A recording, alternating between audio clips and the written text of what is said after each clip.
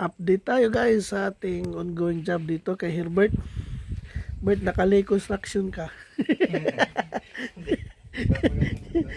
Parang taksil ka sa GP coating, Bert ah. Hindi ko napaglabaw ng tubig. So yan ang ano natin, update. So kung nakikita yung unang vlog ko guys, ito dito, maraming bulok dito sa part na to.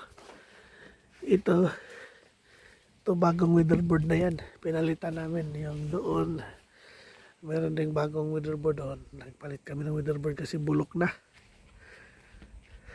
So Pilipino ang may-ari ng bahay na to. Matagal na sila dito sa New Zealand. So yan yun, nakikita nyo itong bulok guys. Kung gaano kalambot ang sobrang lambot na. Ito na yung kahoy. Dito galing yan. Itong ano na to, tinanggal namin yan galing dito, tapos pinalitan namin. Nahirapan kami dito kasi wala kaming mabili na kasukat, kaya ang ginawa namin, nag mold na lang kami ng kasukat niyan. So medyo naging bagay din naman. Tapos yan, ganda na ng combination. Upuno ni half ang wall, tapos half lemongrass itong green sa bintana.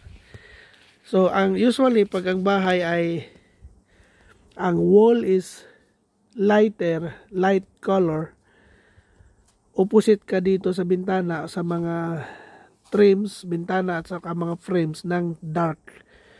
Kung light naman sa bintana, dito naman sa wall magiging dark.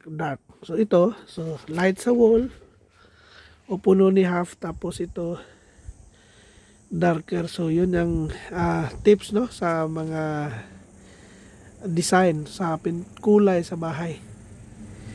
Yan ang pattern no, halos kadalasan sa mga bahay dito sa New Zealand ganun ang pattern.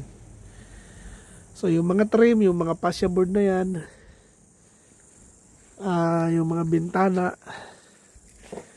ayan, yan yung ibang kulay dapat.